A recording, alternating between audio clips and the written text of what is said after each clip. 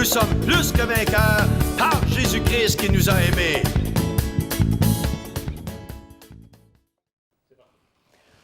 Que la paix du Seigneur soit avec vous. J'aimerais aborder avec vous un sujet aujourd'hui qui traite de la révélation de Jésus-Christ.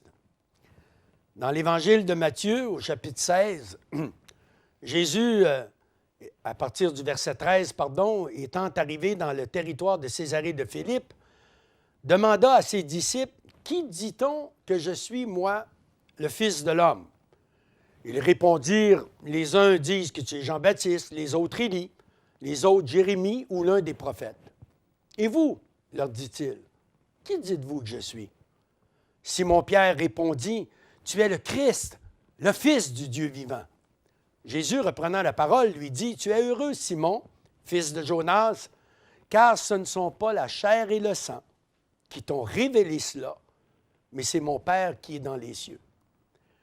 Il y a différentes connaissances qu'on peut avoir de Jésus, mais la connaissance la plus importante, c'est celle qui nous est révélée par le Saint-Esprit. J'ai connu Jésus tout au long de mon enfance. J'ai grandi dans la religion traditionnelle qui prévalait dans mon Québec natal, mais je n'ai jamais eu la révélation dans mon jeune âge que Jésus-Christ était vraiment le Fils de Dieu, comme Simon-Pierre l'a eu. La connaissance que j'avais de Jésus venait de par ce qu'on m'en disait, de par les enseignements que j'entendais et à la lecture du petit catéchisme et les rituels de la messe et autres. C'était une connaissance, disons, intellectuelle et plus historique que celle que l'apôtre Pierre a reçue. Lui a reçu une révélation directement selon Jésus, par mon Père qui est dans les cieux. Donc, révélé par le Saint-Esprit. Dans l'Évangile de Luc, au 7e chapitre, j'aimerais partager avec vous l'histoire d'un homme qui a eu aussi une révélation de Jésus-Christ qui peut nous inspirer aujourd'hui. Nous lisons dans Luc 7, à compter du verset 1, « Après avoir achevé tous ses discours devant le peuple qui l'écoutait, Jésus entra dans Capernaum. Un centenier avait un serviteur auquel il était très attaché et qui se trouvait malade, sur le point de mourir.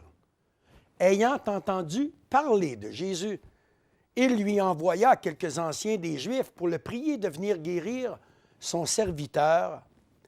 Ils arrivèrent donc auprès de Jésus et lui adressèrent d'instantes supplications, disant, « Il mérite que tu lui accordes cela, car il aime notre nation, et c'est lui qui a bâti notre synagogue. » Jésus, étant allé avec eux, n'était guère éloigné de la maison quand le centenier envoya des amis pour lui dire, « Seigneur, ne prends pas tant de peine, car je ne suis pas digne que tu entres sous mon toit. C'est aussi pour cela que je ne me suis pas cru digne d'aller en personne vers toi. Mais dis un mot, et mon serviteur sera guéri. Car moi, qui suis soumis à des supérieurs, j'ai des soldats sous mes ordres. Et je dis à l'un, va et il va, à l'autre, viens et il vient. Et à mon serviteur, fais cela et il le fait. » Lorsque Jésus entendit ces paroles, il admira le centenier et se tournant vers la foule qui le suivait, il dit, « Je vous le dis, même en Israël, je n'ai pas trouvé une aussi grande foi. » De retour à la maison, les gens envoyés par le centenier trouvèrent guéri le serviteur qui avait été malade. Ce texte m'a interpellé un jour, alors que je lisais les Évangiles et en arrivant à ce passage, je me suis posé la question, mais qu'est-ce que le centenier avait entendu au sujet de Jésus pour qu'il soit cité par Jésus lui-même comme étant celui qui avait la plus grande foi dans tout Israël? Je ne sais pas pour vous, mais moi, ça m'a interpellé. Cet homme, d'abord, une grande humilité malgré son rang d'officier. Il aurait pu arriver avec grande pompe et précédé par ses soldats vers Jésus et donner l'ordre à Jésus de venir guérir son serviteur. N'oubliez pas que Jésus et le peuple juif étaient sous domination romaine à cette époque. Mais non, lui, c'est un homme de grande humilité. Et il a un cœur qui est touché par ce peuple, ce petit peuple juif, au point que ce sont des Juifs qui viennent plaider sa cause auprès de Jésus. Les Juifs viennent auprès de Jésus et disent, « Maître, accorde-lui ce qu'il te demande. Parce que cet homme aime notre nation. C'est même lui qui a fait construire notre synagogue. » Et donc, sous l'instance de ses amis juifs, pour cet homme qui a fait du bien à la nation juive et qui a même fait construire la synagogue, Jésus se déplace vers la maison de ce centenier. Mais alors qu'il n'est pas très éloigné de la maison du centenier, arrivent d'autres amis du centenier qui disent que le maître nous envoie vers toi pour dire, tu n'as pas besoin de te déplacer, tu as seulement à dire un mot. Et là où se trouve mon serviteur, il sera guéri.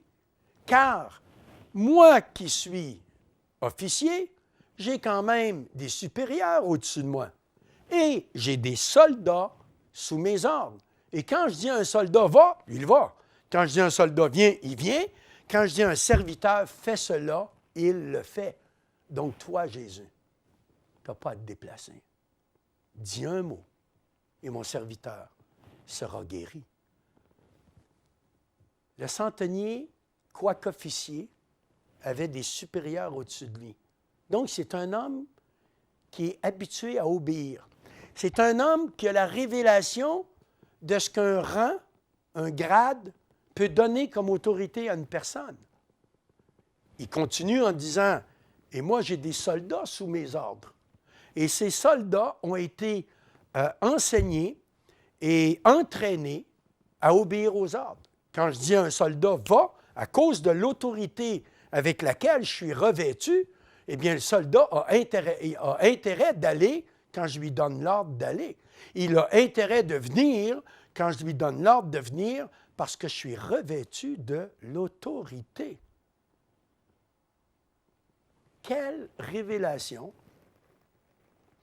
ce centenier a-t-il eu pour dire ces paroles à Jésus, lui disant, « Tu n'as pas à te déplacer, tu n'as qu'un mot à dire. » Je ne sais pas si le centenier avait lu le psaume 103, verset 20, qui dit « Bénissez l'Éternel, vous ses anges, qui êtes puissants en force, qui exécutez ses ordres en obéissant à la voix de sa parole. » Le psaume 103, c'est ce qu'il nous dit. Ce qui déclare le psaume 103, c'est que quand Dieu parle, et Jésus est Dieu, quand Dieu parle, les anges qui sont au service de Dieu prennent la parole que Dieu vient de déclarer et vont l'exécuter. Et j'imagine que ce centenier a eu cette révélation. Il n'avait pas lu l'Épître aux Éphésiens, il n'était pas encore écrit, ni à celui des Philippiens, qui dit que parce que Jésus s'est rendu obéissant jusqu'à la mort, même jusqu'à la mort sur la croix, Dieu l'a souverainement élevé et lui a donné le nom qui est au-dessus de tous les noms.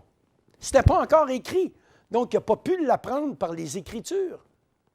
Mais cet homme a reçu une révélation, que Jésus-Christ était le chef de l'armée de l'Éternel, qu'il avait reçu une autorité qui n'avait aucune autorité au-dessus de la sienne.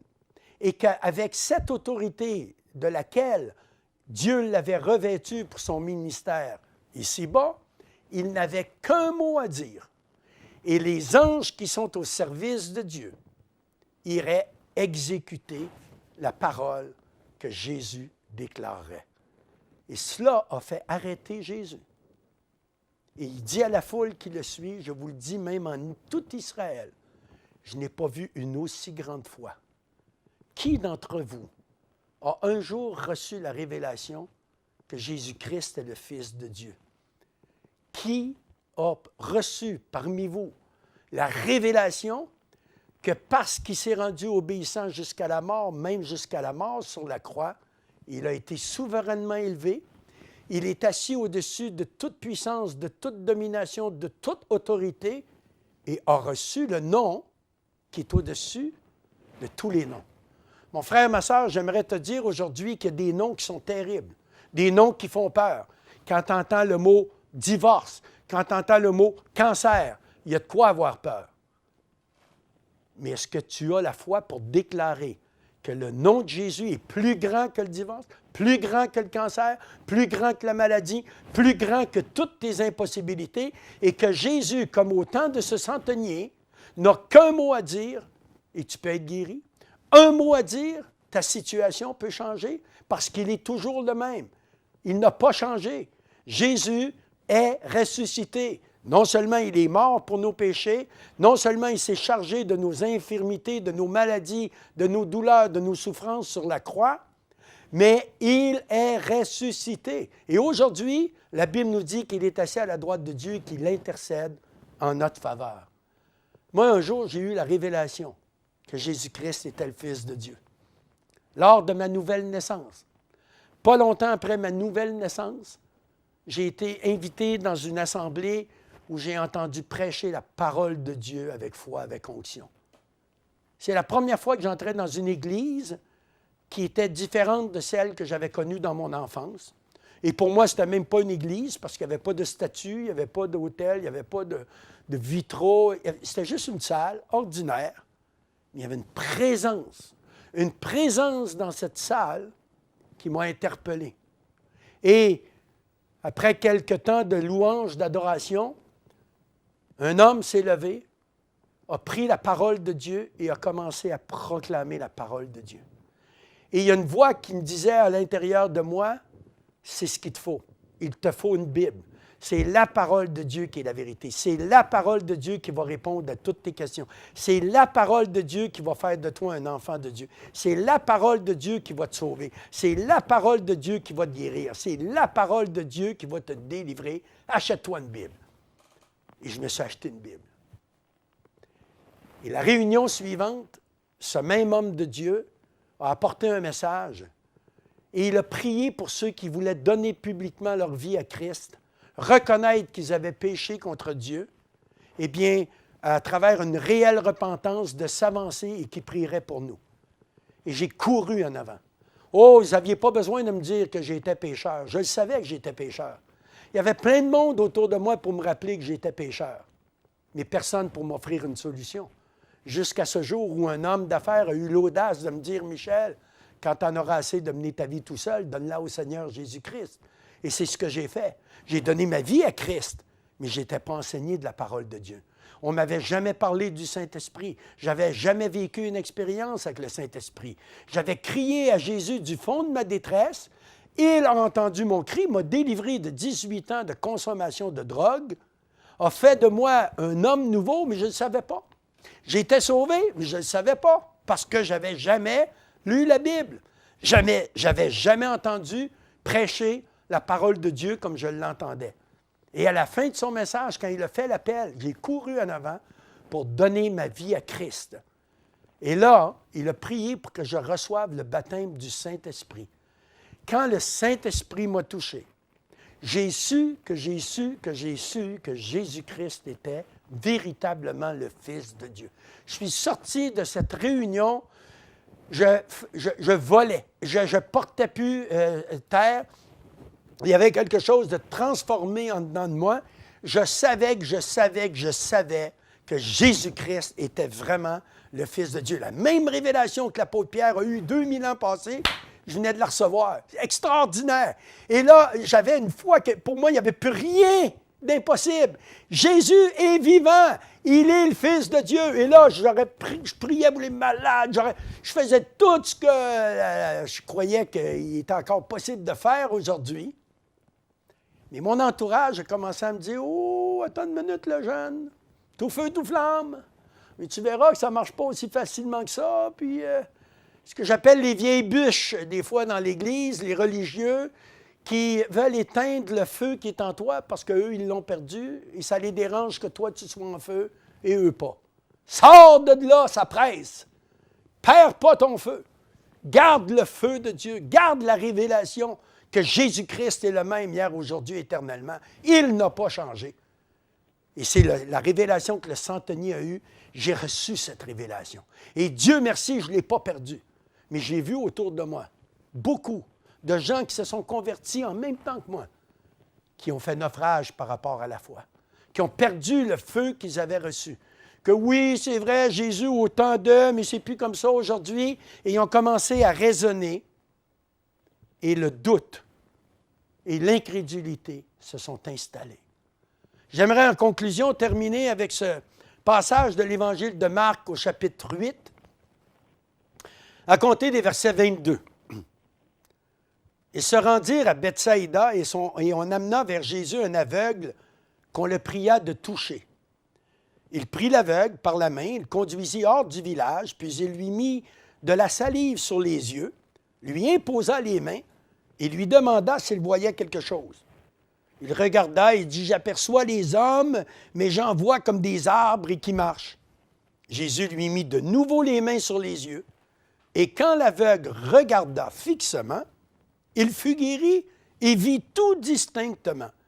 Alors Jésus le renvoya dans sa maison en disant, « N'entre pas au village et ne le dis pas aux gens de ta maison. » Ce n'est pas pour vous, mais c'est un texte assez particulier. J'ai regardé dans les Écritures, c'est le seul endroit dans tous les évangiles où que Jésus, pour guérir quelqu'un, est obligé de lui imposer 2 fois les mains. Je ne sais pas pour vous, mais moi, ça m'a interpellé. J'ai dit, Seigneur, comment ça se fait que pour guérir cet aveugle, tu as été obligé d'y imposer 2 fois les mains? Peut-être que c'était en fin de journée, Jésus était fatigué. Il avait prié pour tellement de monde pendant la journée qu'il restait moins d'onction que le matin. Je ne sais pas. Ben non. Et là, j'ai relu le texte. Et là, j'ai été interpellé. Jésus se rend dans un village qui s'appelle Bethsaïda. Bethsaïda, en hébreu, ça veut dire village de la pêche. C'est normal, c'est un petit village qui est sur le bord du lac de Tibériade et c'est un village de pêcheurs. Il n'y a rien d'étonnant, rien de particulier jusque-là. On lui amène un aveugle qu'on le prie de toucher. Jésus prend l'aveugle par la main, puis il sort du village. Bizarre. Pourquoi il sort du village? Il sort du village, impose les mains, fait de la salive, de la boue avec la salive, met sur ses yeux, impose les mains, puis demande à l'aveugle, « Qu'est-ce que tu vois? » Je vois, il dit, c'est un peu comme des hommes qui marchent, mais c'est comme des arbres. Jésus lui impose une 2e fois les mains, et là, l'aveugle regarde Jésus, il vit vraiment et fut guéri. Et après l'avoir guéri, Jésus fait quelque chose d'étonnant. Il dit à cet aveugle, « Ne retourne pas au village, ne le dis pas aux gens de ta maison. » Qu'est-ce qu'il y a de si particulier, ce village, pour que lorsqu'on lui amène un aveugle, Jésus sort du village, 2 impositions des mains pour le guérir, et après, il lui interdit de retourner dans le village. Eh bien, savez-vous quoi, bien-aimés? Dans Matthieu 11, il y a une malédiction prononcée sur Bethsaïda. C'est marqué « Malheur à toi, Bethsaïda et Chorazim, parce que si les miracles qui ont été faits dans ta ville avaient été faits dans Tyr et dans Sidon, ça fait longtemps qu'ils auraient pris le sac et la cendre. » Ah, malédiction prononcée sur Bethsaïda. Pourquoi est-ce qu'il y a eu une malédiction prononcée sur Bethsaïda? Eh bien, voyez-vous, Bethsaïda était reconnu comme le village de l'incrédulité. Et voilà. Un village dont la réputation est l'incrédulité. Pour guérir un aveugle, Jésus est obligé de le sortir du village de l'incrédulité. Mais pour sortir l'incrédulité de l'aveugle, il a fallu 2 impositions des mains. Et pour que l'aveugle ne redevienne pas incrédule malgré le miracle, il dit « Ne retourne pas au village de l'incrédulité. » Wow! Là, j'ai commencé à comprendre ce que Dieu voulait m'enseigner à travers cela. L'incrédulité. Pas le doute, l'incrédulité. Et j'aimerais vous expliquer la différence entre les doutes et l'incrédulité. D'abord, j'aimerais vous rassurer, il n'y a pas un être vivant qui n'a pas de doute. On a tous des doutes. Jusque-là, nous sommes normaux. Un doute, c'est, il y a en moi une partie de moi qui voudrait croire au miracle, mais il y a l'autre partie qui est ma réalité, la souffrance, la douleur, la situation qui est là. On est intelligent, on peut analyser, voir, comprendre les choses. Et là, il y a le combat entre la réalité et ma foi qui voudrait croire au miracle. Jusque-là, nous sommes normaux. Nous avons des doutes. Mais moi, j'ai trouvé une recette infaillible pour toujours vaincre mes doutes. Je vous la livre. Quand survient un doute, Doute de ton doute. Aie foi dans ta foi, ne doute jamais de ta foi et ne mets pas ta foi dans tes doutes. Et c'est comme cela qu'on va surmonter le doute et on ne viendra pas des gens incrédules. Vous m'écoutez, vous dites, c'est un petit peu trop vite ce que tu viens de dire, je vais le répéter. Quand survient un doute, doute de ton doute. Aie foi dans ta foi. Ne doute jamais de ta foi, puis ne mets pas ta foi dans tes doutes. Et tu verras que tu vas aller chercher ta victoire parce que tu vas vaincre le doute. Alors, c'est quoi la différence entre le doute et l'incrédulité? L'incrédulité, tu as fait ton choix et tu as choisi de ne pas croire. Et même Dieu, malgré toute la puissance qu'il y a dans le nom de Jésus-Christ, malgré toute l'autorité qui est revêtue, Jésus-Christ, il ne peut rien faire contre ta volonté. Dieu nous a créés des êtres libres. Et si aujourd'hui tu décides de ne pas croire, Dieu ne peut rien faire pour toi. L'incrédulité, c'est prendre la décision, consciente ou inconsciente, de ne pas croire au miracle, de ne pas croire à la guérison, de ne pas croire à la délivrance, surtout de ne pas croire au salut. Le salut est disponible pour tous. Jésus-Christ est mort pour sauver tous les pécheurs dont je suis le premier. La Bible dit « Quiconque invoquera le nom du pécheur sera sauvé. » Le salaire du péché, c'est la mort, mais le don gratuit de Dieu, c'est la vie éternelle en Jésus-Christ. Pour cela, il faut un acte de foi. Pour cela, il te faut décider de croire ce que Dieu dit à travers sa parole. On n'est pas sauvé par nos œuvres, cela ne vient pas de nous, c'est un don gratuit que nous saisissons par la foi. C'est une grâce que Dieu nous accorde, mais il faut la saisir. Avoir des doutes, tu l'as compris, c'est tout à fait normal. Devant nos réalités, devant la douleur, devant la souffrance, devant les situations dans lesquelles nous nous trouvons confrontés, eh bien, il est naturel d'avoir des doutes. Culpabilise-toi pas d'avoir des doutes. C'est la nature humaine de douter. Mais l'homme et la femme de foi transcendent ces doutes et se positionnent avec foi pour croire au miracle de Dieu. De toute façon, le miracle, il ne dépend pas de toi, il dépend de lui. Ce n'est pas toi qui as la capacité de guérir, ce n'est pas toi qui as la capacité de sauver, ce n'est pas toi qui as la capacité de délivrer, c'est en son nom. Donc, appuie-toi sur ce que lui est capable de faire. Comme le centenier, il le dit, « Hey, tu as juste un mot à dire, et là où se trouve mon serviteur, il sera guéri, parce que ta parole ne te revient pas sans avoir accompli ta volonté, exécuté tes desseins. » Et Jésus te donne une parole aujourd'hui. Il te dit, « Crois seulement, et tu seras sauvé. Crois au Seigneur Jésus, tu seras sauvé, toi et ta famille. Je te dis que si tu crois, tu verras la gloire de Dieu. » Donc, dans l'épreuve, dans la difficulté, quand survient le doute, doute de tes doutes. Aie foi dans ta foi. Ne doute jamais de ta foi et ne mets pas ta foi dans tes doutes.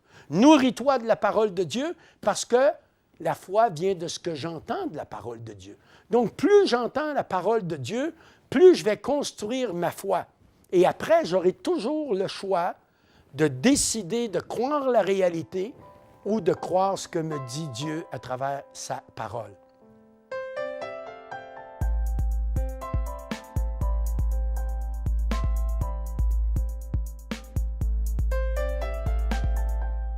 Job s'est trouvé un jour dans une situation qui nous est décrite au chapitre 23, verset 12.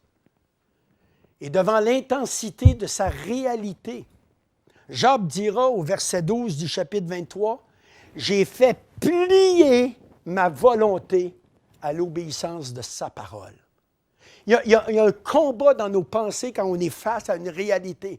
Job avait un ulcère qu'il souhaitait mourir tellement c'était souffrant. Il avait tout perdu.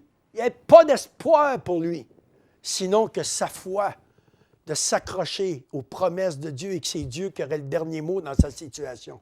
Mais le combat à l'intérieur de lui-même était tellement intense que Job est obligé de dire « J'ai fait plier ma volonté. » Parce que ma volonté voulait m'entraîner dans l'incrédulité. Ma volonté aurait voulu m'entraîner à ne pas croire que Dieu pouvait encore agir dans ma situation. Mais je me suis fait violente et j'ai fait plier ma volonté à l'obéissance de sa parole. Mon frère, ma sœur, je ne sais pas dans quelle situation tu te trouves aujourd'hui. Mais je prie que le Saint-Esprit de Dieu te donne aujourd'hui la même révélation que l'apôtre Pierre a reçue 2000 ans passés, que ce centenier a reçu 2000 ans passés et que j'ai reçu 35 ans passés et qui me fait t'affirmer avec foi, avec assurance aujourd'hui, je sais que Jésus-Christ est vivant. Je sais qu'il est le Fils de Dieu. Je sais qu'il a reçu le nom qui est au-dessus de tous les noms. Et quiconque invoquera le nom du Seigneur sera sauvé. Quel que soit ton besoin aujourd'hui, invoque le nom de Jésus. Quelle que soit ta situation aujourd'hui, invoque le nom de Jésus. Demande-lui de te pardonner, il a l'autorité de te pardonner. Demande-lui de te sauver, il a l'autorité de te sauver. Demande-lui de te guérir, il a l'autorité de te guérir. Demande-lui de te délivrer, il a l'autorité de te délivrer. Son nom est Jésus-Christ, Yeshua, Hamashiach, Jésus-Christ, le Messie. Invoque-le, il te sauvera. Sois béni.